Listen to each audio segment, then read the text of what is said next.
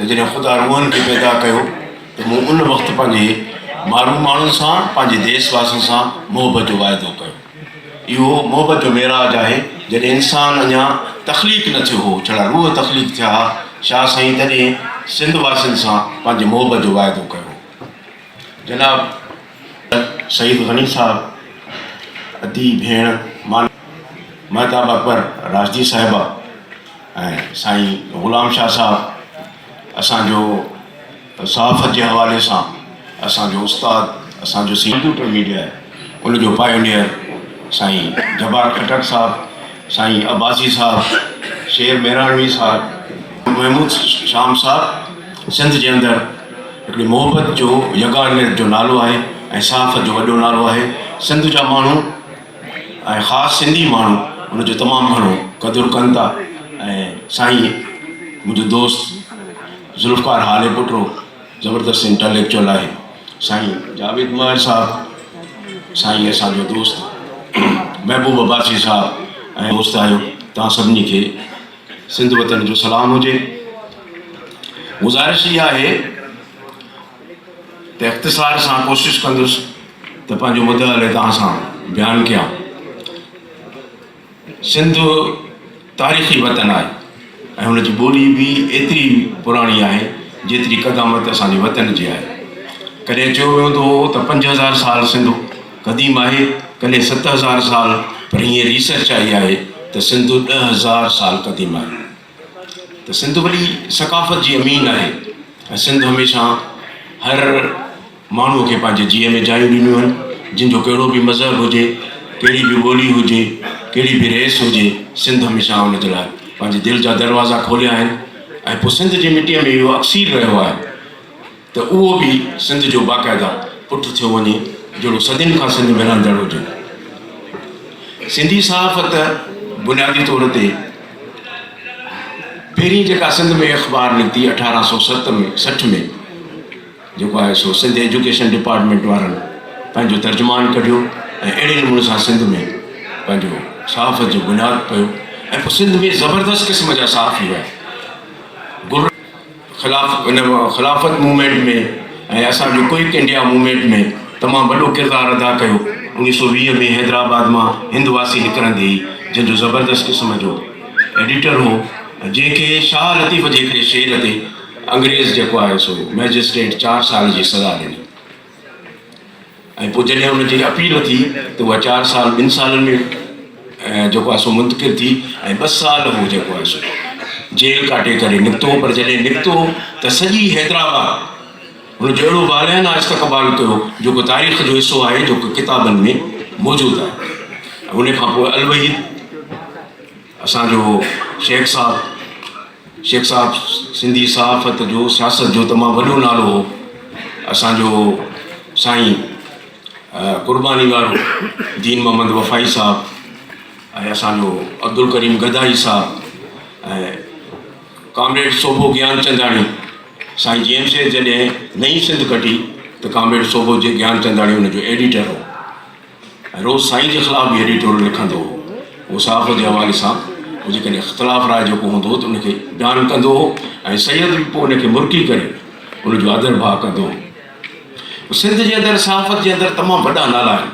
अॼोके जदीद दौर जे अंदरि साईं अनवर पीरज़ादो, फ़क़ीर मोहम्मद लाशारी, असांजो जबार खटक साहब ऐं तमामु घणा नाला आहिनि सिंध में सहाफ़त जो। महमूद शाम साहब उर्दू सहाफ़त में। त बुनियादी तौर ते सिंध में जेका सहाफ़त आहे, जेके सहाफ़त जे इनखे ओरिएंटेशन खे ॼाणनि था, सम्झनि था, उन्हनि हमेशह सिंध जे अंदरि मोहबत विरहाई आहे। नफ़रत जो कारोबार सियासत जे तरफ़ां थींदो आहे। कॾहिं बि सिंध जो सहाफ़ी, सिंध जो आलम, सिंध जो अदीब उर्दू ॻाल्हाईंदड़ हुजे या सिंधी ॻाल्हाईंदड़ हुजे, उन नफ़रत जो इज़हार न कयो आहे। तंहिं करे मां तव्हां सभिनी दोस्तनि खे चवंदुसि त तव्हां धरती धणी आहियो, तव्हांखे शयुनि खे इग्नोर करिणो पवंदो ऐं हिकिड़ो नओं गस ठाहिणो पवंदो त सिंध अहिड़ी सिंध हुजे जंहिंमें पुरअमन सिंध हुजे, जिते औरत जी इज़त हुजे, जिते तालीम हुजे, जिते ख़ुशहाली हुजे। उहो सभु कुझु असां अमन जे ज़रिए, ॿधी ऐं इताअत जे ज़रिए हासिलु करे सघूं था। जो सिंधी सहाफ़त जो ज़बरदस्त किरदारु रहियो आहे। पर अॼोके दौर जे अंदरि जॾहिं खां वठी हीअ असांजी तब्दीली जी सरकार आई आहे त असांखे चयो वियो त 8 तरमीम खां पोइ सिंध जे माण्हुनि जो जेके बि वफ़ाक़ी गवर्नमेंट जा जेके बि इश्तिहार आहिनि उन में तव्हांजो हिसो कोन्हे। भई छो न आहे हिसो? कि 8 तरमीम खां पोइ भई तुंहिंजी मिनिस्ट्री बि क़ाइमु आहे, सिंध 70% ट्रेड पेट्रोल बि ॾिए थी, सिंध 70% गैस बि ॾिए थी, उहो वफ़ाक़ त खणे थो। पर जॾहिं सिंधी ॿोलीअ जे अख़बार खे इश्तिहार ॾियण जी ॻाल्हि थी थिए त चयो थो वञे 8 तरमीम खां पोइ हाणे सिंधियुनि जो हक़ु कोन्हे या सिंध असां सां कोन्हे। भई सिंध पाकिस्तान सां आहे, सिंध पाकिस्तान जो फेडरेटिंग यूनिट आहे ऐं सिंध जा उहे हक़ आहिनि। असीं त सिंध जा जेके आहियूं कि पाकिस्तान जी सिंध पाकिस्तान जी माउ आहे ऐं पाकिस्तान खे सिंधी ठाहियो आहे। पाकिस्तान को ख़िलाफ़ त कोन्हे। पाकिस्तान सिंध जो नालो आहे, पंजाब जो नालो आहे, बलोचिस्तान जो नालो आहे, ख़ैबर पख्तूनख्वा जो नालो आहे। तंहिंजे करे असां इहो सम्झंदासीं त अॼु जेको असांजे मथां हीउ जेको मौजूदा दौरु आहे उहो इंतिहाई तकलीफ़ जा दौरु आहे, सहाफ़त जे हवाले सां ॾुखियो दौरु आहे। जेकॾहिं असां हीउ साल ॿियो बि कढी वियासीं, इन सॼे अरसे में असांजी सिंध में सिंधी अख़बारनि जी जेका ॿी सरपरस्ती कई आहे उहा असांजी पाकिस्तान पीपुल्स पार्टी कई आहे।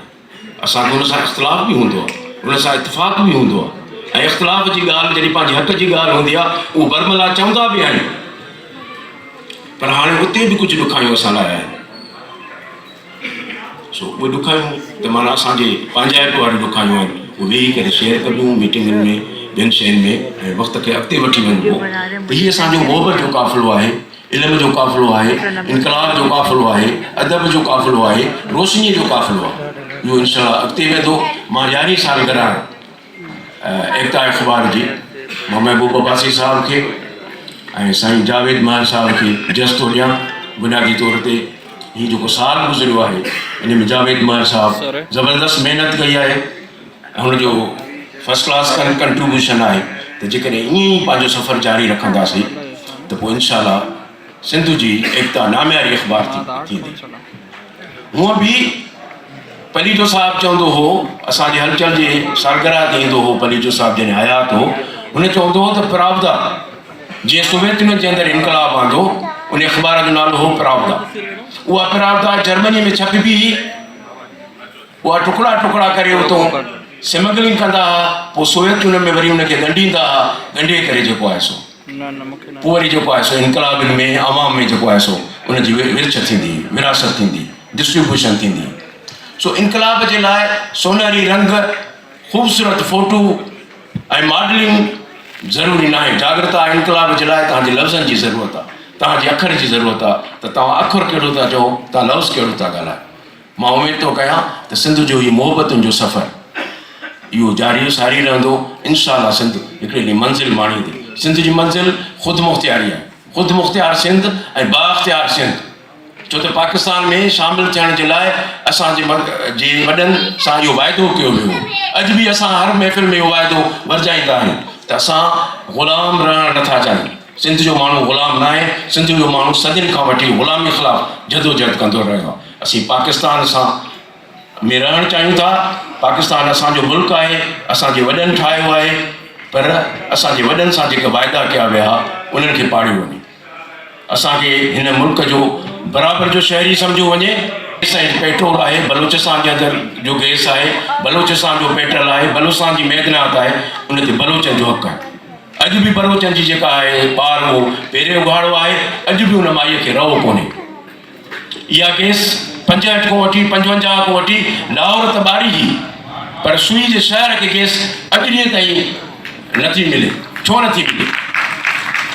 50, 60, 70, 150 वेल आहिनि घोटकी ज़िले में, पर कादुरपुर जे ॿाहिरां जेके ॻोठ आहिनि ऐं इहो हुकुम बि थियो आहे त 5 किलोमीटर में जेके ॻोठ आहिनि उन्हनि खे गैस ॾियो, पर अॼु ताईं बि फेडरेशन असांखे गैस नथी ॾिए। इहा ज़ुल्म जी इंतिहा आहे। असांखे पंहिंजी मीडिया खे सगारो करिणो पवंदो, पंहिंजे आवाज़नि खे सगारो करिणो पवंदो ऐं असांखे डिजिटल मीडिया में सगारो फेर पाइणो पवंदो त जीअं असां पंहिंजी सिंध जे ऐं वतन जी जदोजहद खे अॻिते वठी सघूं ऐं हिकिड़ी कामयाबी माणे सघूं। तव्हां सभिनी दोस्तनि महिरबानी।